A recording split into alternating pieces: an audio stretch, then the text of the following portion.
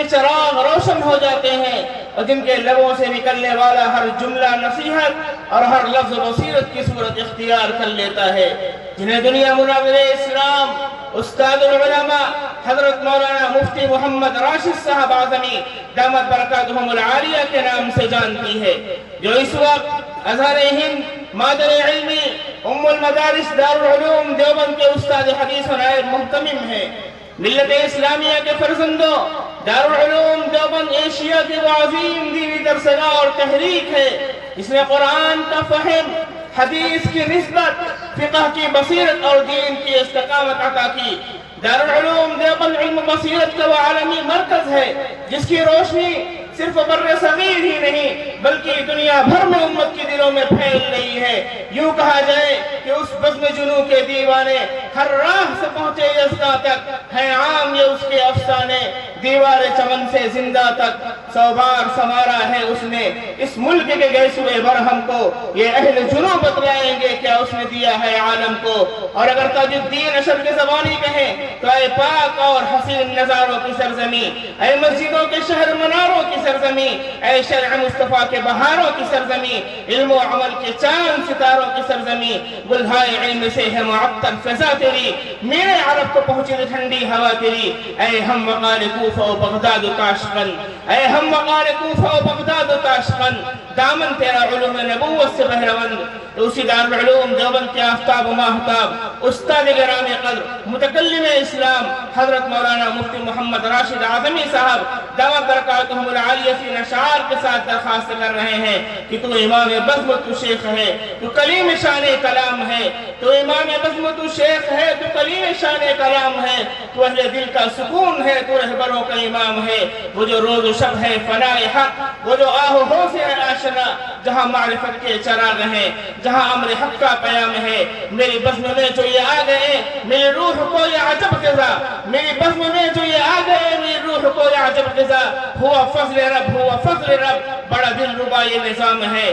میری عرض ہے یہی شیخ سے کہ ہے منتظر سبھی آپ کے، سبھی دل سے ہے چاہتے، سبھی کی زباں پر یہ نام ہے۔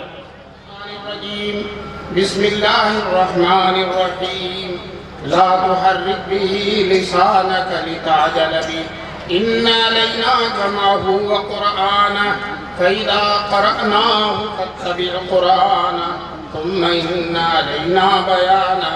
صدق اللہ العلی العظیم۔ وقال النبی صلی اللہ علیہ وسلم خیرکم من تعلم القرآن وعلمہ او کما قال النبی صلی اللہ علیہ وسلم۔ قرآن جو غذا بھی ہے، دوا بھی ہے، شفا بھی ہے۔ وہ قرآن جو غذا بھی ہے، دوا بھی ہے، شفا بھی ہے، اسی سے ہوتی ہے سب طے منازل عرفانی۔ حضرت صدر جلسہ، معزز اور محترم علماء کرام، محترم بزرگوں اور دوستوں، نوجوانان ملت، نیک مائیں اور بہنیں، اللہ کا بڑا کرم ہے، احسان ہے، اللہ تعالیٰ نے ہم سب کو دارالعلوم صدیقیہ کے اس عظیم الشان اور بے مثال جلسے دستار بندی میں شریک ہونے کا موقع نصیب فرمایا۔ مدرسے کی عظیم الشان خدمات آپ کی نگاہوں کے سامنے ہیں۔ یہ بچے جو بیٹھے ہوئے ہیں 25 کی تعداد میں، ماشاءاللہ اس سب کے سب قرآن کریم کے حافظ ہو چکے ہیں۔ اس مدرسے کی برکت سے یہاں پڑھ کر یہاں ناظرہ شروع کیا، حفظ شروع کیا، اور آج اللہ تعالیٰ نے ان کو قرآن کریم کا مکمل حافظ بنا دیا۔ یہ بہت بڑا کرم ہے اللہ کا، بے حد احسان ہے۔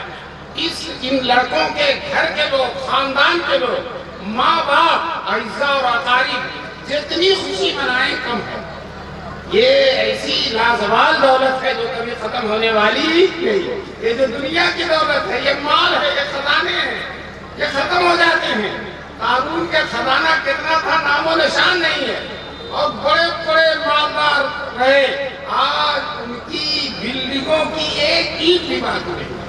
ان کے جو محلات تھے، ان محلات میں کوئی رہنے والا بھی نہیں ہے دوستو۔ لیکن یاد رکھو، یہ حافظ قرآن آج بھی اس کی شان ہے اور قبر میں بھی اس کی شان رہے گی اور میدان محشر میں بھی شان رہے گی اور جنت میں پہاڑوں سے یہ لوگ ہمکنار ہوں گے۔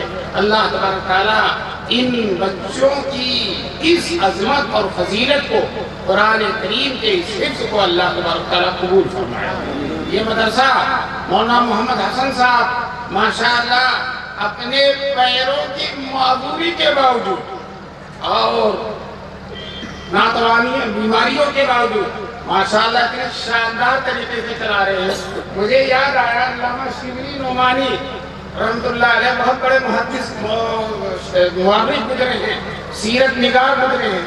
ایک پیر ان کا معذور ہو گیا تھا تو ان کے شاگرد نے کہا چلے گا قوم کا کام آپ کے نہ چلنے سے، چلے گا قوم کا کام آپ کے نہ چلنے سے۔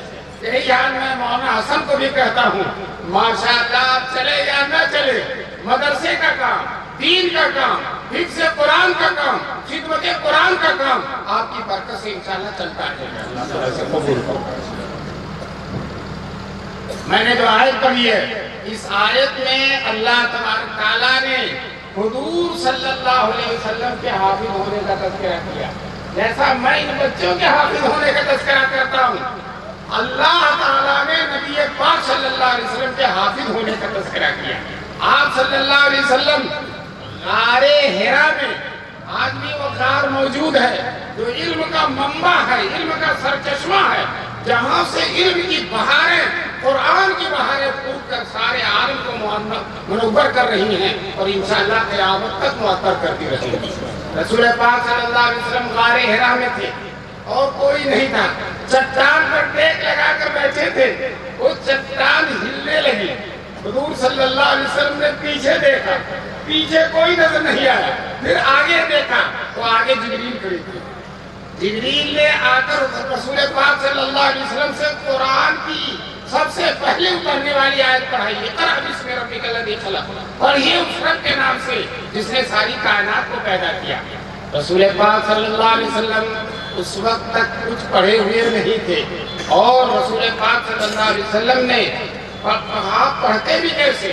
مکے میں کوئی عالم ہی نہیں تھا، کوئی مکتب ہی نہیں تھا، کوئی مدرسہ ہی نہیں تھا، کوئی پڑھانے والا ہی نہیں تھا، اس لیے آپ صلی اللہ علیہ وسلم نے کچھ پڑھا نہیں۔ جبریل سے وہی کہا ما انا بقاری، میں پڑھا ہوا نہیں ہوں۔ جبریل نے کہا پڑھیے، پھر حضور نے یہی کہا میں پڑھا ہوا نہیں ہوں، پڑھوں کیسے؟ پھر کہا پڑھیے۔ چوتھی دفعہ جبریل علیہ السلام نے رسول پاک صلی اللہ علیہ وسلم کو اپنے سینے سے دبوچ دیا اور خوب زور سے دبایا، اتنی زور سے دبایا دوستوں کچھ دینے کے لیے کچھ تو ہونا پڑتا ہے، چنانچہ بڑی زور سے دبایا اور فیضان الہی، تجلیات الہی، انوار الہی جو آسمان سے لے کر آئے تھے وہ سب حضور صلی اللہ علیہ وسلم کے سینے میں منتقل کر دیا۔ اب جبریل کے دبانے کے بعد، یہ جبریل کا دبانا نہیں ہے، یہ اللہ کے حکم سے اللہ کے فیضان کو جاری کرنا۔ چنانچہ آپ صلی اللہ علیہ وسلم نے پڑھنا شروع کیا، اقرأ بسم ربک الذی خلق، اور یہ اس رب کے نام سے جس نے کائنات کو پیدا کیا۔ یہ پہلی وحی ہے جو رسول پاک صلی اللہ علیہ وسلم پر اتری۔ اب حضور پر قرآن کچھ دنوں کے بعد اترتا رہا اور جب قرآن اترتا تھا تو قرآن کریم کا بوجھ اتنا تھا، اللہ نے خود قرآن میں فرمایا لو انزلنا هذا القرآن على جبل لرأيته خاشعا متصدعا من خشية الله، اگر اس قرآن کو ہم پہاڑ پر اتار دیتے تو پہاڑ اللہ کے ڈر سے کانپنے لگتا، ریزہ ریزہ ہوتا اور اللہ کے ڈر سے پھٹ پڑتا پہاڑ۔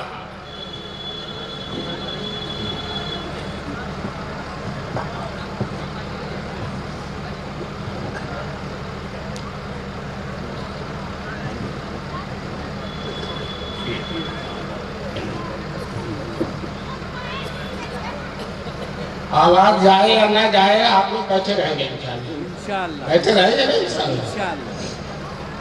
بہرحال رسول پاک صلی اللہ علیہ وسلم پر جب قرآن کی آیتیں اترتی تھی تو حضور صلی اللہ علیہ وسلم پر بوجھ بہت ہوتا، قرآن کا بوجھ جو پہاڑ نہیں برداشت کر سکتا، حضور تو انسان ہے، بہرحال بہت بوجھ ہوتا تھا۔ اور سخت سردی میں حضور پسینے پسینے ہو جاتے ہیں۔ جب اپنی مضبوط اونٹنی پر بیٹھتے تھے اور وحی کا سلسلہ شروع ہوتا تو وحی کے بوجھ سے اونٹنی بیٹھ جاتی۔ ایک صحابی کہتے ہیں میری ران پر سر رکھ کر رسول پاک صلی اللہ علیہ وسلم سوئے ہوئے تھے اور وحی کرنا شروع ہوئی، لگتا تھا میری ران پھٹ جائے گی۔ بہرحال اتنی مشقت کے باوجود حضور جلدی جلدی رکھتے تھے، جیسا آپ کوئی اہم بات جس کو آپ چاہتے ہیں بھولے نہ تو آپ اس کو رٹنے لگتے ہیں۔ رسول پاک صلی اللہ علیہ وسلم جلدی قرآن کو رٹتے تھے، پڑھتے تھے، دہراتے تھے، بار بار پڑھتے تھے۔ اللہ تعالیٰ نے رسول پاک صلی اللہ علیہ وسلم کو مطمئن کر دیا، آپ ڈریے مت، آپ بھولیں گے نہیں، آپ زبان نہ ہلائیے، آپ کو رٹنے کی ضرورت نہیں ہے، آپ کو یاد کرنے کی ضرورت نہیں ہے۔ اِنَّا عَلَيْنَا جَمْعَهُ وَقُرْآنَ، ہمارے ذمے ہے قرآن آپ کے سینے میں ڈال دینا، وَقُرْآنَ، قرآن پڑھا دینا، فَإِذَا قَرَأْنَاهُ فَاتَّبِعْ قُرْآنَ، جب ہم آپ کو قرآن پڑھائیں تو اس پڑھانے کی اتباع کیجیے۔ تو دیکھیے اللہ تعالیٰ نے حضور سے کہا آپ کو زبان سے رٹنے کی ضرورت نہیں ہے۔ ہمارا جو حافظ ہوتا ہے یہ بچے یہ رٹ کر حافظ ہوئے ہیں، یہ رٹیں گے نہیں تو یاد نہیں ہوگا۔ جو ہے جب کہتے ہیں جب تک رٹے نہ زور سے نہ پڑھے تب تک قرآن یاد نہیں۔ کچھ اللہ کی طرف سے ایسی شخصیات ہوتی ہیں جو دھیرے بھی پڑھتی ہیں تو ان کو یاد ہو جاتا ہے۔ ہمارے دارالعلوم دیوبند کے بانی مولانا قاسم نانوتوی رحمۃ اللہ علیہ پانی کے جہاز پر حج کرنے جا رہے تھے اور جہاز پر اتفاق سے کوئی حافظ نہیں تھا، تو اب لوگوں نے کہا کہ کیسے ہوگا، جو رمضان جہاز پر گزرے گا، پانی کا جہاز ہے مہینوں چلے گا اور رمضان بھی اسی میں ہو جائے گا، قرآن کیسے؟ حضرت مولانا قاسم نانوتوی رحمۃ اللہ علیہ نے کہا میں روزانہ ایک پارہ سناؤں گا۔ چنانچہ دن میں ایک پارہ یاد کر لیتے اور لوگ کہتے ہیں کہ پتہ نہیں چلتا تھا کہ یاد کرتے ہیں، دور سے پڑھتے بھی نہیں تھے، دھیرے پڑھتے یاد کر لیتے اور شام کو رات میں تراویح میں ایک پارہ سنا دیا کرتے۔ اسی طرح سے پورے جہاد میں جو ہے مولانا نے تراویح پڑھائی رمضان کی اور ہر دن ایک پارہ، لیکن ان کو بھی یاد کرنا پڑتا، دھیرے پڑھنا پڑتا تھا لیکن پھر بھی یاد کرنا پڑتا۔ ہمارے رسول پاک صلی اللہ علیہ وسلم کی شان یہ ہے، اللہ نے کہا مت پڑھیے، مت یاد کیجیے، آپ کی زبان سے قرآن کا کوئی تعلق، آپ کے دل میں ہم براہ راست قرآن کریم ڈال دیں گے۔ دیکھیے اللہ تعالیٰ نے قرآن کی نعمت کا تذکرہ کیا، حافظ ہونے کا تذکرہ کیا، کتنے اہتمام سے تذکرہ کیا کہ ہم آپ کے سینے میں قرآن ڈال دیں گے انشاءاللہ۔ یہ اللہ تعالیٰ کا حکم ہے۔ دوستو جو ہے ہمارے یہ بچے رٹ کر انہوں نے یاد کیا، لیکن یہ بھی حافظ ہو گئے اور ہمارے حضور بھی حافظ ہو گئے۔ یاد رکھو جو بچہ حافظ ہو جاتا اس کا سینہ مل جاتا ہے جناب رسول پاک صلی اللہ علیہ وسلم۔ کتنی بڑی سعادت کی بات ہے، حافظ کا سینہ حضور صلی اللہ علیہ وسلم کے سینے سے مل جاتا ہے۔ یہ معصوم بچے، ہمارے گھر کے بچے، ہمارے گاؤں کے بچے، قرآن کی برکت سے، قرآن کے یاد ہونے کی برکت سے ان کا سینہ جانشین بن گیا، مثال بن گیا، یادگار بن گیا، نمونہ بن گیا جناب رسول پاک صلی اللہ علیہ وسلم کا۔ کتنی عظیم دولت ہے، اللہ تعالی ہم سب کو اس عظیم دولت کی قدر کرنے کی توفیق نصیب فرمائے۔ یہ جتنے مسلمان تشریف فرما ہے ماشاءاللہ عظیم الشان اجلاس ہے، ابھی سردی گئی نہیں ہے، ابھی ہے، اس کے باوجود آپ حضرات دور سے تشریف لائے ہیں، مختلف جگہوں سے آئے ہیں اور انشاءاللہ ابھی اللہ والے بزرگان دین بھی آپ کے سامنے تشریف فرما ہوں گے۔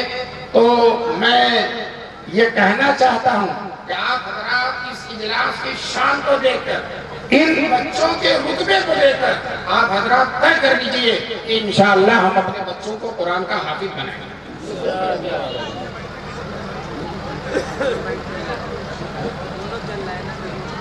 دونوں چل رہے ہیں، آواز آ رہی ہے بھائی؟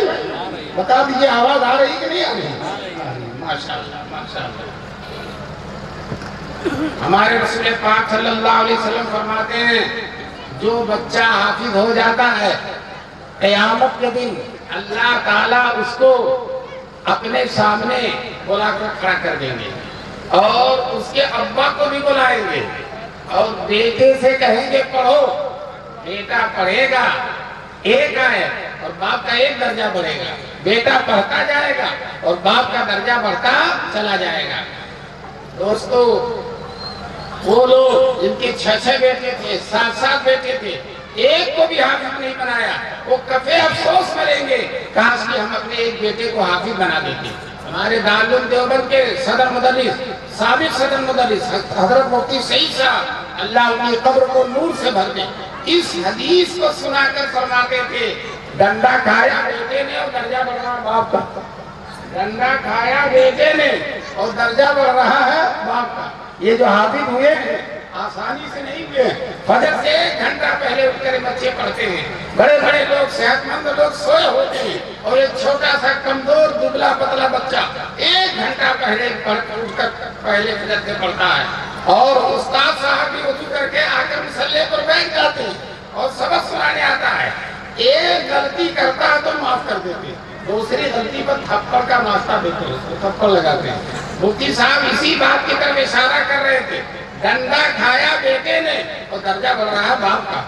کیوں؟ باپ نے قربانی دی ہے، باپ نے اس کو انگلش میڈیم میں نہیں بھیجا، سرکاری اسکولوں میں نہیں بھیجا اور سعودی عرب کمانے کے لیے نہیں بھیجا، فیکٹریوں اور کارخانوں میں نوکر نہیں رکھا، بلکہ دارالعلوم صدیقیہ میں لا کر باپ نے اپنے بیٹے کو داخل کر دیا۔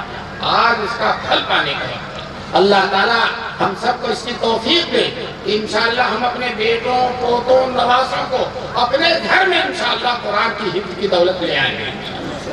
ہمارا بیٹا حافظ بنے گا، پوتا حافظ بنے گا، نواسا حافظ بنے گا، ہمارے خاندان میں ضرور حافظ ہوں گے۔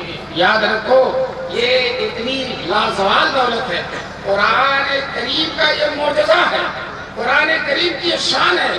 آج دنیا میں کوئی بھی ایسی کتاب نہیں ہے جس کے یاد کرنے والے اتنے ہوں۔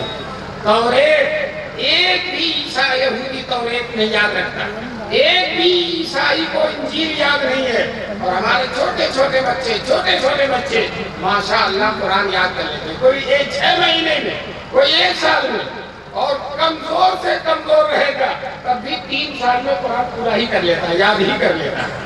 یہ اللہ کا لطف و کرم ہے، انعام اور احسان ہے۔ دوستو، دنیا حیرت میں ہے، دنیا محو حیرت ہے کہ یہ بچے کس طرح سے قرآن، اتنی بڑی کتاب، اتنی عظیم کتاب کس طرح سے یاد کر لیتے ہیں۔ دوستو، دنیا تو محو حیرت ہے، ہم کو حیرت نہیں ہے، ہمیں یقین ہے، یہ فیض ہے، یہ کرم ہے، یہ معجزہ ہے ہمارے رسول پاک صلی اللہ علیہ وسلم کا، یہ حضور کا معجزہ۔ چنانچہ اللہ تعالیٰ نے قرآن میں، اللہ تعالیٰ نے ایک حدیث قدسی ہے مسلم شریف میں، اللہ نے فرمایا کہ اے نبی، میں آپ کو ایسا قرآن دوں گا جس کو کوئی پانی دھل نہیں سکتا، کوئی آگ جلا نہیں سکتی، اور جس کو سویا ہوا بھی پڑھے گا اور جاگا ہوا بھی پڑھے گا۔ دنیا کی کوئی کتاب سویا ہوا نہیں پڑھتا، جاگے ہوئے تو پڑھتے ہیں سوئے، لیکن یہ قرآن کا معجزہ ہے، سویا ہوا بھی اس کو پڑھتا ہے۔ چنانچہ جو لوگ قرآن کی تلاوت بہت زیادہ کرتے ہیں، تلاوت کا معمول رکھتے ہیں، رات میں جب سوتے ہیں تو ان کی زبان پر قرآن کی کوئی آیت جاری ہوتی ہے، جب اٹھتے ہیں والتین والزیتون القاریہ ملقاریہ کہتے ہیں۔ ہمارے بزرگ فرماتے تھے کہ میں نے مولانا عثمان صاحب کو دیکھا کہ خواب میں والتین والزیتون پڑھ رہے ہیں، والتین والزیتون پڑھ رہے ہیں۔ میں نے کہا انشاءاللہ یہ ان کے جنتی ہونے کی دلیل ہے۔ بہرحال سویا ہوا بھی پڑھتا ہے۔ ہمارے دارالعلوم دیوبند کے سابق محتمم حکیم الاسلام قاری طیب صاحب رحمۃ اللہ علیہ کے حالات میں لکھا ہے کہ حضرت نیند میں 9 پارہ پڑھ گئے، نیند میں 9 پارہ، سوتے سوتے 9 پارہ پڑھ گئے۔ دوستو، یہ قرآن کا کرشمہ ہے، معجزہ ہے۔ اللہ تعالیٰ ہم سب کو قرآن کی قدر کرنے کی توفیق نصیب فرمائے۔ انگریزوں نے اپنے زمانے میں یہ طے کر لیا تھا قرآن کو ختم کر دینا، قرآن کو مٹا دینا، قرآن کو جلا دینا۔ چنانچہ انگریزوں نے، ان کی فوج نے، ان کے افسروں نے مسجدوں میں، گھروں میں چھاپے مار مار کر قرآن کے نسخوں کو اکٹھا کیا اور ڈھیر لگا دیتے تھے اور شام کو آگ لگا دیتے تھے۔ اس میں دیوبند کے قریب پانی پت ایک قصبہ ہے، وہاں ہر گھر میں ہر بچہ حافظ، اس زمانے میں بیوی شوہر سب حافظ۔ وہاں جو انگریز کا افسر قرآن چلانے کے لیے متعین تھا، یہ بھائی یہ تو مائک نہیں دے رہا ہے، بس اسی کو تیز کر۔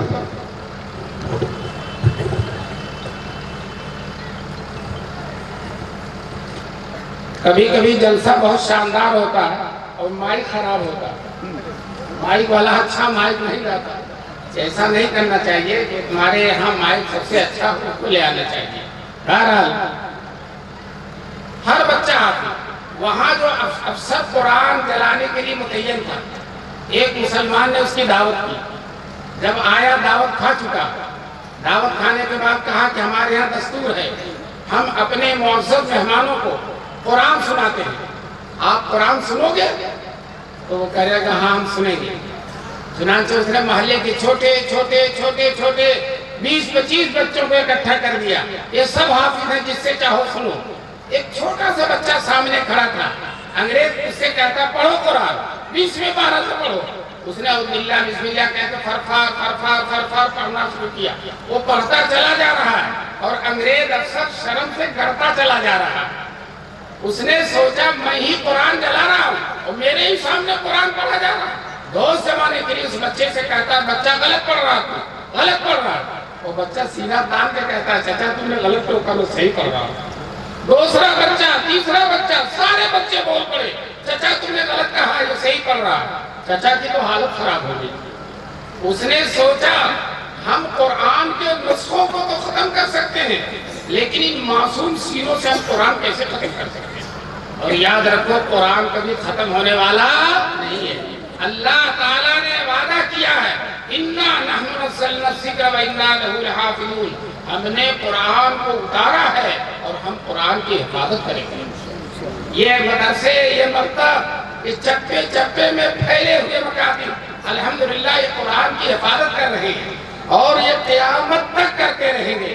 یاد رکھو ان مدرسوں کا سلسلہ، ان مکتبوں کا سلسلہ، ان مدارس اسلامیہ کا سلسلہ انشاءاللہ قیامت تک رہے گا، اور جب تک یہ مدارس رہیں گے کان کھول کر سنو مسلمانوں، تب تک ہمارا دین بھی باقی رہے گا انشاءاللہ، اور مدارس قیامت تک رہیں گے انشاءاللہ تو ہمارا دین بھی قیامت تک باقی رہے گا انشاءاللہ۔ ہمارا دین مٹنے کے لیے نہیں آیا ہے، اللہ نے قرآن میں فرمایا لیظہرہ علی الدین کلہ، اللہ تعالیٰ قرآن کو دنیا کے سارے دینوں پر غالب کرے گا، اسلام کو سارے دینوں پر غالب کرے گا۔ اس لیے مسلمانوں آپ اتنی تعداد میں آئے ہیں، آپ اس جلسے کے منظر سے فائدہ اٹھائیے۔ ابھی آپ کے سامنے بچوں کی پگڑی بدھے گی، دستار بدھے گی، یہ دستار اس اعزاز و اکرام کی علامت ہے جو میدان محشر میں ان بچوں کو ملے گا انشاءاللہ۔ بتاؤ یہ مدرسہ دارالعلوم صدیقیہ عظیم الشان خدمات انجام دے رہا کہ نہیں دے رہا؟ بولو، ارے دے رہا ہے کہ نہیں؟ کہو انشاءاللہ یہ مدرسہ اسی طرح سے نور بکھیرتا رہے گا، قیامت تک بکھیرتا رہے گا انشاءاللہ۔ اور بہت سے لوگ آج کل مادیت کا زمانہ ہے، دنیاوی نفع سب سے زیادہ پیش نظر ہوتا ہے۔ آدمی سوچتا ہے میرا بیٹا خوب کمانے لگے، خوب دولت حاصل کر لے، دوستو اسی بنا پر نئی نئی تعلیم دلا رہے ہیں، نئے نئے امتحان دلا رہے ہیں۔ یاد رکھو دنیا کی کوئی تعلیم حفظ قرآن کا مقابلہ نہیں کر سکتی۔ آپ بچے کو سب کچھ بناؤ، ڈاکٹر بناؤ، انجینئر بناؤ، سائنسداں بناؤ، سب کچھ بناؤ، لیکن اس سے پہلے اس کو حافظ بناؤ، عالم بناؤ، دیندار بناؤ۔ اور یاد رکھو جو حافظ انجینئر بنتا ہے، جو حافظ ڈاکٹر بنتا ہے، جو حافظ سائنسداں بنتا ہے، اس کا عالم ہی نرالا ہوتا ہے۔ علی گڑھ میں بہت سے پروفیسران اپنے بیٹے کو پہلے حفظ کرتے ہیں اور کہتے ہیں حفظ کرنے سے ذہن تیز ہو جاتا ہے، پھر جو کچھ پڑھائیں گے وہ آگے پڑھتا چلا جائے گا۔ ہم کہتے ہیں اس نیت سے مت پڑھاؤ بلکہ اللہ کی خوشنودی کی نیت سے پڑھاؤ، اللہ کے یہاں مقام اور درجہ پانے کی نیت سے پڑھاؤ۔ اور بہرحال اس کا بہت بڑا درجہ ہے، بڑی شان ہے، آپ آگے اس کے بعد جو چاہو پڑھاؤ، لیکن حفظ قرآن، قرآن کی تعلیم ضرور پڑھاؤ۔ آج ہمارے بچے اور بچیاں काफी तादाद में मुर्तद हो रही। बड़ा अफसोस होता है, मुसलमान घराने की बच्ची, कलमा पढ़ने वाले घर की बच्ची और गैरों के साथ जा रही है और जो है अपना ईमान और दीन खत्म कर रही है। मैं कहता हूँ उन बच्चों और बच्चियों को अगर आप मक्तब में पढ़ाते, सबसे पहले मक्तब में पढ़ाते, वो ईमान मुफस्सल, ईमान मुजमल पढ़ती, दुआए कुनूत पढ़ती, दरूद शरीफ पढ़ती, तहियात पढ़ती, कुरान का नाज़रा पढ़ती और तालीम इस्लाम पढ़ती, अल्लाह उसके रसूल की मोहब्बत पढ़ती, तो इंशाअल्लाह सुन्ना इंशाअल्लाह ये बच्ची कितने गलत माहौल में भी जाएगी, इंशाअल्लाह उसके सीने से ईमान निकलने वाला। इसलिए सबसे पहले अपनी बच्ची को कुरान पढ़ाओ, अपने बच्चे को कुरान पढ़ाओ। यह कुरान हमारे दीन की हिफाजत करेगा, हमारी नस्लों की हिफाजत करेगा, हमारी तहजीब की हिफाजत करेगा, हमारी मिल्लाहियत की हिफाजत करेगा, हमारे राहत और सुकून की हिफाजत करेगा। कुरान से बढ़कर किसी चीज में सुकून नहीं है। लोग डरते हैं कुरान पढ़ लेगा, हाफिज़ कुरान हो जाएगा, मामूली सी तनख्वाह होगी, उसकी जिंदगी कैसे गुजरेगी, मामूली सी तनख्वाह में जिंदगी कैसे गुजरेगी। हम आपसे बता देना चाहते हैं, आज भी अल्लाह ताला आलिमों और हाफिजों को अपने लुत्फो करम से इतना नवाजता है, इतनी सुकून की जिंदगी उनको नसीब फरमाता है। 1.5-2 लाख तनख्वाह पाने वालों को भी वो सुकून नहीं जितना इन हाफिजों और आलिमों को अल्लाह तबारक तआला देता है। ये दीन की बरकत है, ये तक़वा की बरकत है, ये लिल्लाहियत की बरकत है। इसलिए मुसलमानों इस बरकत से अपने बच्चों को हरगिज़ महरूम न करो और हाफिज बनाओ, आलिम बनाओ, कारी बनाओ। और याद रखो ये जमाना फितना फसाद का जमाना है, बड़ी खराबियां हैं, लोग हमको दीन से बरगश्ता करना चाहते हैं, हुजूर से हमारा सिलसिला कमजोर करना चाहते हैं, हमें ईमान से महरूम करना चाहते हैं। दोस्तों उसका बेहतरीन इलाज यही है, सबसे बेहतर इलाज यही है कि हम अपने हाथ को कुरान पर रख लें, अपने हाथ को कुरान पर करें, कुरान से हिफाजत हासिल करें, कुरान से ताल्लुक पैदा करें, कुरान वाले बन जाएं। इंशाअल्लाह अगर हमने अपना ताल्लुक कुरान से मजबूत कर लिया, खुद भी तिलावत कर रहे हैं कुरान की, अपनी औलाद को भी कुरान पढ़ा रहे हैं, कुरान का माना और मतलब पढ़ा रहे हैं, कुरान की इज्जत और एहतराम कर रहे हैं, इंशाअल्लाह सुम्मा इंशाअल्लाह हमारी नस्लें कभी बर्बाद होने वाली नहीं है। इसलिए मुसलमानों लव लगाओ कुरान से, ताल्लुक पैदा करो कुरान से, कुरान को अपनी जिंदगी का लाजमी हिस्सा बनाओ। आज हम आपसे दरखास्त करते हैं सुबह उठकर फजर की नमाज पढ़कर जरूर आप कुरान करीम की तिलावत करेंगे इंशाअल्लाह, जरूर कुरान करीम की कुरान की तिलावत करोगे, हराम से बचोगे, सूद से बचोगे, गीबत से बचोगे, गुनाहों से बचोगे, तरह तरह की मासियत से बचोगे। जो कुरान से अपना ताल्लुक जोड़ लेता है, जो कुरान से अपना रिश्ता कायम कर लेता है, उसका ताल्लुक अल्लाह ताला से हो जाता है। हदीस में आया है कुरान एक ऐसी रस्सी है जिसका एक सिरा अल्लाह के हाथ में है और दूसरा सिरा हाफिज़ कुरान के हाथ में है। तो बताओ जिस रस्सी को एक तरफ से अल्लाह ने पकड़ा है, दूसरी तरफ से कुरान वाला पकड़ेगा, इंशाअल्लाह सुम्मा इंशाअल्लाह वो बर्बाद नहीं हो सकता, गैर उसको कब्जा नहीं कर सकता, गैर उस पर अपना जादू नहीं चला सकता। इसलिए अपने रिश्ते को, ताल्लुक को कुरान से मजबूत रखो। और ये मदारिस जो हमारे दीन के सबसे बड़े खादिम हैं, इन्हीं मदरसों की बरकत से अल्हम्दुलिल्लाह हमारा दीन जिंदा है, इस्लाम जिंदा है और इंशाअल्लाह क़यामत तक हमारा दीन इसी तरह से जिंदा रहेगा। हमारे हुजूर सल्लल्लाहु अलैहि वसल्लम ने जब आखिरी हज किया था, अरफात के मैदान में 1 लाख का मजमा था और आप सल्लल्लाहु अलैहि वसल्लम ने सारे मजमे के बीच में दुआ कराई थी और दुआ ये कराई थी, ऐ अल्लाह मेरी ये उम्मत क़यामत तक बाकी है, मेरी ये उम्मत क़यामत तक। हुजूर ने दुआ की और सारे सहाबा ने आमीन कहा और अभी दुआ करके फारिग हुए, आसमान से बशारत आ जाती है कि ऐ मेरे महबूब आपकी दुआ कबूल है। जब आपकी दुआ कबूल है तो याद रखो हुजूर की उम्मत क़यामत तक बाकी रहेगी इंशाअल्लाह। ये मदरसे बाकी रहेंगे, ये दारुल उलूम देवबंद बाकी रहेगा, मदाहिरुल उलूम सहारनपुर बाकी रहेगा, नदवतुल उलमा बाकी रहेगा, आपका ये दारुल सिद्दीकिया बाकी रहेगा, ये हमारे अकाबिर और औलिया अल्लाह बाकी रहेंगे। گے اور دین کا سلسلہ انشاءاللہ قیامت تک چلتا رہے گا۔ جب ہمارے سر پر حضور کی دعا ہے تو اس مقبول دعا کے بلبوتے پر میں کہتا ہوں اس دنیا میں کوئی رہے یا نہ رہے کوئی گارنٹی نہیں ہے، لیکن ہم تو ہماری نسلیں ہمارا دین اور ہمارے دین پر چلنے اور چلانے والے انشاءاللہ قیامت تک باقی رہیں گے، قیامت تک باقی رہیں گے۔ اللہ تبارک تعالیٰ ہماری حفاظ کو قبول فرمائے۔ حضرت تشریف فرما ہو گئے اور اللہ تبارک تعالیٰ نے حضرت کے برکت سے اس جلسے کو نورانیت سے منور کر دیا۔ ایسے ہی حفاظ کرام تھے، پھر حضرت تشریف لائے۔ ان اولیاء اللہ کی زیارت، ان اولیاء اللہ کو دیکھنا، ان کی نظر سے نظر کا مل جانا، ان کے چہرے کو دیکھ لینا، یہ اللہ تبارک تعالیٰ کا بہت بڑا کرم ہے، بہت بڑا احسان ہے۔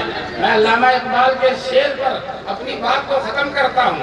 تمنا درد دل کی ہے تو کر خدمت فقیروں کی، تمنا درد دل کی ہے تو کر خدمت فقیروں کی، نہیں ملتا یہ گوہر بادشاہوں کے خزینوں میں، نہ پوچھ ان خرقہ پوشوں کی، ارادت ہو تو دیکھ ان کو، یہ دے بیضا لیے بیٹھے ہیں اپنی آستینوں میں۔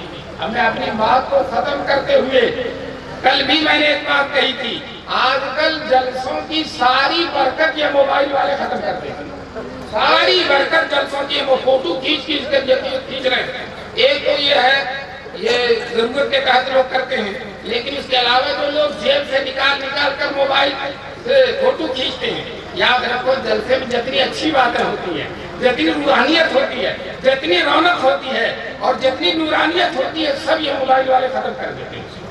اللہ تبارک تعالیٰ ان سب کو بچنے کی توفیق نصیب فرمائے۔ حدیث میں رسول پاک صلی اللہ علیہ وسلم فرماتے ہیں قیامت میں سب سے زیادہ سخت عذاب تصویر کھینچنے والوں کا ہے۔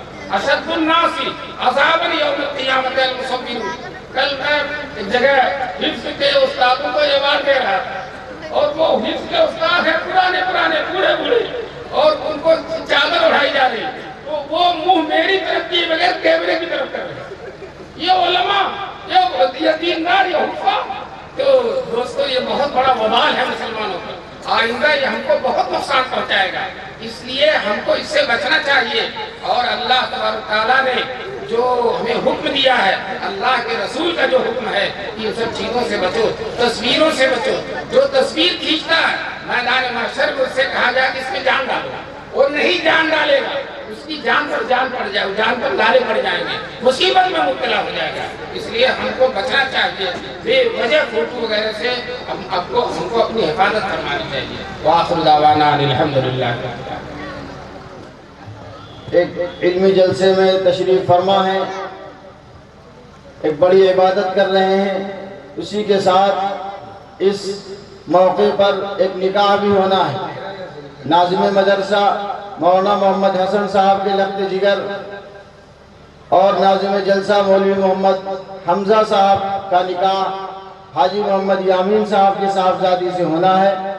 ابھی حضرت مفتی صاحب پہلے نکاح پڑھائیں گے اور اس کے بعد انشاءاللہ حفاظ کرام کی دستار بندی ہوگی، پھر حضرت کی دعا پر انشاءاللہ جلسہ ختم ہوگا۔ ونتوکل علیہ ونعوذ باللہ من شرور انفسنا ومن سیئات اعمالنا من یهده اللہ فلا مضل له ومن یضلل فلا هادی له واشهد ان لا الہ الا اللہ وحدہ لا شریک له واشهد ان سیدنا ومولانا محمدا عبدہ ورسولہ صلی اللہ علیہ وسلم۔ اعوذ باللہ من الشیطان الرجیم، بسم اللہ الرحمن الرحیم۔ یا ایھا الناس اتقوا ربکم الذی خلقکم من نفس واحدہ وخلق منها زوجها وبث منہما رجالا کثیرا ونساء واتقوا اللہ الذی تساءلون به والارحام ان اللہ کان علیکم رقیبا۔